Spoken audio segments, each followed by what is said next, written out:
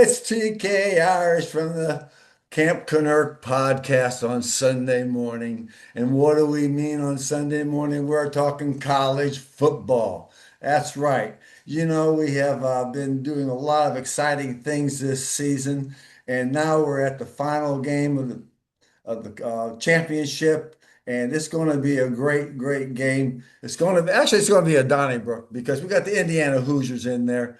They have just annihilated everybody that's gotten their way. So everyone in the state of Indiana is just overwhelmed by the excitement and the support that's coming their way. But first of all, I'd like to do is I'd like to take a trip down memory lane. It's not a long trip, but it's one I think you'll remember. Think about, the first week of August of this past year, because that is when all the college teams are allowed to start their full season practice. Now, when you think about this, just in the Division One schools, there's 71,000 approximately young men who want to be heroes on Saturday afternoon. That's right. They want to put their cleats on, they want to strap their helmets on, and they want to go out there and be competitive and be the first one to get off the ground with everyone else is still laying down from a collision that just took them into another world. So, you know, they have to practice about 2 weeks, just pads, helmets, no hitting, and then it starts. Then that's what separates the men from the boys, to see who's improved over the season by their off-season workouts. And a lot of times you get some really interesting facts that people improve. People are committed. Some people aren't committed. Maybe they're resting on their laurels. So the Camp Kennerk football conference, the makeup of the old Southwest Conference, had a good season. We had some great games, but our Texas Tech Red Raiders out there in Lubbock, they even made it into the championship series, which is a thumbs up. Uh, they played valiantly and they showed up well, but unfortunately, someone has to win, someone has to lose. But that's the spirit of competition. You look at each other across the field and you say, "Oh, you think you're good? Watch me. I'll take you on." And then after the game, after the everyone's going, "Congratulations, great game, great sportsmanship." So that's the spirit of competition again. And I just wanted to say thank you for following us for the Camp Kennerk football conference this season. And Doug, I think you got some information that's going to be very important to everyone here for this episode. Can you tell me what you got? TK, so good to see you on this Sunday morning on January the 11th, and we are doing our sports show. This is number 46. Yes, this is our 46th show, and we have listeners all over the galaxy. Do you have your coffee? I got it right here. Liquid confidence, buddy. All right. So let's get into it. You had talked about the fact that there are about 71,000 young men going after it to start their college football career in August. And then there's, a couple of weeks of no contact in pads and shorts, and then a lot of skull practice, learning plays. And then they get into it for 2 weeks of hitting. In when we played, we used to call it two-a-days because we would have practice in the morning and then practice at night. Now, out there in El Paso, Texas, during that August heat, oh boy, that was something. Okay. So we would start that. And now we have the Camp Kennerk College Football Conference that is, like you mentioned, the old Southwest Conference teams, and now they're scattered because of TV and money and different conferences. But now we've gone through the season, then we winnow it all down, winnow it all down, reduce it down to just the winners. Okay. And yesterday, Friday and no, Thursday and Friday, we had four teams that were left. Four teams, four of the winners that were left, okay, in the college football conference playoffs. Now, on Thursday night, we had Miami against Mississippi. Okay, so that is kind of an interesting matchup because Miami, I think, was unrated. Isn't that the unrated team? I think it was. I'm not sure because everyone's, got a different story about where their rankings are and everything. But they did get into the 12. They were into the Yes, and 12. that's why we developed the Camp Kennerk College Football Conference because we think the rankings are all goofy. We just think they're goofy. So we go by the DTN college football numbers, where we take the team and take the total average yards per game plus total points in the season. It gives us a number, and then we compare it to the two teams. Now, Miami had 405 total average yards per game, plus 443 points in the season. So it gave them a number of 848. And then Mississippi had 496 plus 527 to give a number of 1,023. So a differential of 175 points. Now, using my scale of by 60 points, it's two touchdowns. By 50 points, it's one touchdown. And by 40 points, it's a field goal. Okay. So I had, by the numbers only, I had Mississippi beating Miami. Didn't work out because Miami beat Mississippi 31-27. That And was then a heck. I'm I will sorry. say that was a great game. There was, you talk about the spirit of competition. Right there shows us a classic example of how it all works out. So hats off, and we'll go on to the next game. Right. Okay. And then, of course, in your heart, Indiana played Oregon. Now, Indiana Hoosiers, where you went to school, and Oregon, where Kevin, our magnificent computer dude, he likes that team. They played, and then the DTN numbers, by the numbers, remember old Moneyball by the numbers.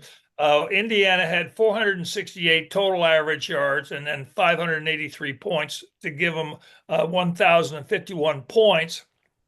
And Oregon had 457 points average yards and 532 points to give them 989 and a 62 point different uh, differential. And so they should have won by two touchdowns, and Indiana did. They won 56-22. They gave them a game. They really took it to them. So, Yeah. and it was 35-7 for Indiana at halftime. That's how strong they were. So by the numbers for this round, I'm 50-50%, one out of two. So but the spirit of the game is that you can't always go by the numbers or the spread. It's football, and this gives you an idea. Indiana beat Oregon, Miami beat Mississippi, so I'm 50-50. Okay, but there's something that I would like to talk to you about, the statistics that I found and my diligent research over a cup of coffee. Indiana has this new coach, Signetti. He Yes. previously coached at James Madison, which is a very small school. Then Which made the championship series. yes, yes. And for the 2 years, he turned James Madison around. And then Uh, he went to Indiana for the last 2 years, and last year they were 13-2 or something like that. They were and then this year they're 14-2 or something. I don't know. They just win all the time, and I think the Indiana's just passing a law that he's going to be a saint, Saint Sig, Oh Saint. yeah. Oh yeah. They've even got his ticket to see the Pope for to make The sure it's all Pope's taken coming to care of. see him. The Pope's coming to see him because isn't the Pope from Chicago? Oh yeah, yeah. The Pope's gonna come down there to Bloomington and give him a little blessing and indoctrination of what it takes to be a saint and make sure he did all that. Oh, wait a minute, isn't it the other way around? Because he's Signetti? That Yeah, people. yeah. Well, things change. It's just like everything else in life. We got a Catholic, we got a Pope from America, so the rules change. The roles change. So the Pope, what is his name? I can't remember his name. I can't remember all I know is that he's a Cubs fan Yes, he's a Cubs fan. I and he love it. loves their hot dogs. He loves the hot dogs. My type of guy. Yeah. And I'm a Presbyterian, He doesn't Scottish. put ketchup. He doesn't put ketchup on his hot dog because that's against the law in Chicago. Yes, yes. But anyway, I did find something very interesting in some stats. When Signetti got to Indiana through the portal, he drafted or accepted when the portal, I guess that you accept somebody coming to your team, he recruited a bunch of guys that are older than the average. Now, you and I, since the whole season began, believe that the college age should be from 18 to 23. These are young men. These are not adults. Signetti, uh, average age for all of his starters is 23. So that means some are under 23 and some are over 23. All right. So and then there's on their offense, there's no one under 21. So we're talking about men playing boys. You're And right, Douglas. And the story always was, or still is that his team is made up of a bunch of uh, football players that were rejected from other major schools. They were maybe two stars, one star, and he put a chip on their shoulder so they'll go out there and prove everyone wrong. But obviously, there's a little mixture to the madness here with these numbers coming up. well, yes, it's just not fair. Now the money thing has always been around. Now they just label it NIL. There's a players been getting money for years. Maybe a car, maybe clothing, whatever, pizza money. Didn't know that pizzas cost $500, but pizza money, that sort of stuff. And now the NIL is out there, and the numbers are mind-boggling, just mind-boggling. I heard. Arch Manning is getting 6 million a year. That's mind-boggling, you know. And more power to him. He's knocking heads, he's making some money, that sort of stuff. But the whole aspect of having an 18-year-old play a 24 or 25-year-old, there's something wrong with that. Really, really wrong with that. Now, in the DTN free advice for $1, I think that a man can play football, college ball, until his 23rd birthday. He doesn't get this, this is your birthday. Everyone knows about it. It's on a legal document. On the date of your birthday, you're out. Do you get And a cake I'm sorry. on your birthday? Do you get a cake with candles saying you're 23? Yes. Well, and bye bye, bye bye. See you 23. Because in high school, don't we have freshman teams, sophomore teams, junior team, senior team, varsity, that sort of stuff. So it's like a senior team the seniors playing a grade school team. In my mind, the development of the young, but that's Doug the Neighbor free advice for $1. Well, Douglas, you bring up a very good point, and unfortunately, I don't think that rule is going to be put in place anytime soon because the drive and the cost and the desire of the alumni and school and students to win, they will go at any pace. Well, So I understand it's big money, but you see, we still have to have some sort of honor and stand within the sport. Oh, I agree. I agree 100% on that.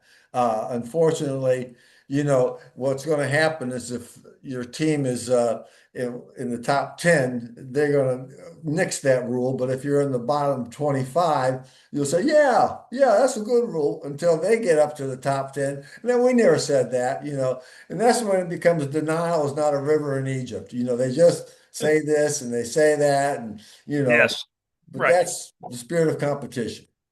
Absolutely true. And I understand the whole money aspect, stadiums, money, name recognition on the schools across the nation because they're number one.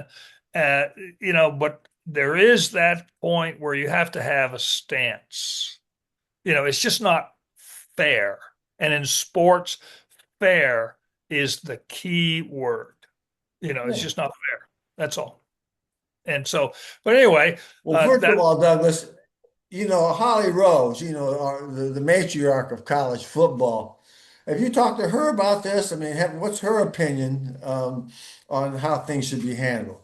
well, that's why we started the Holly Rowe fan club, Holly, to get her on the Camp Kennerk podcast as a happy camper. And so that we can ask her this important question of what is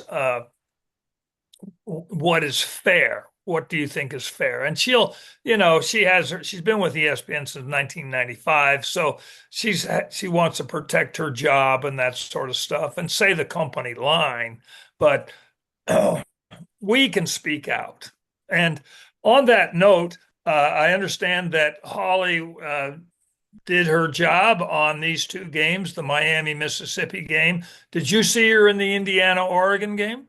No, I saw her. I think it was on the first game. Would have been the Ole Miss game, but I don't remember. All these games start to run together.